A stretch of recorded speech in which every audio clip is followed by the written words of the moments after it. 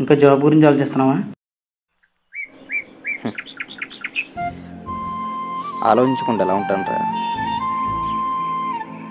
Job నీకు అవసరమై ఉండొచ్చు, కానీ నాకు అది ఉంటేనే ఆధారం రా.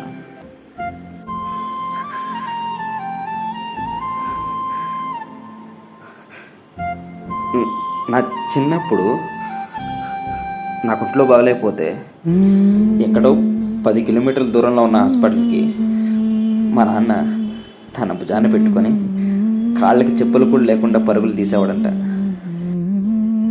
అది చూసి నేను నా చిన్ని చెప్పుల్ని మా నాన్నకి ఇచ్చానంట. అప్పుడు నాకు తెలీదు అవి నాన్నకి సరిపడవని.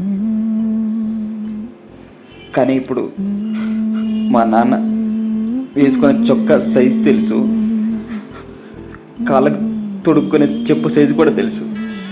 నా ఒంటి మీద ఉన్న ప్రతిదీ మా నాన్న ఇచ్చిందే కదా, మరి నేనెందుకు మా నాన్నకి ఏం ఇవ్వలేకపోతున్నాను?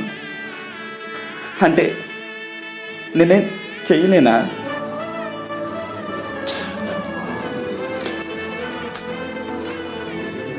పట్టణంలో పనిచేస్తే 10 రూపాయలు ఎక్కువ సంపాదిస్తారనుకుంటారు. అదే 10 రూపాయల కోసం పాకెట్లు తడుపుకునే పరిస్థితి ఉంటుందని తెలియదు వాళ్ళకి. ఇప్పుడు నీ కళ్ళ ముందు ఏం కనబడుతున్నారా నన్ను అడిగితే, అవసరానికి చేసిన అప్పులు, మా అమ్మ ఆశగా చూసే ఎదురు చూపులు, అలసిపోయిన నా తండ్రి పగిలిన పాదాలే కనబడుతున్నాయిరా.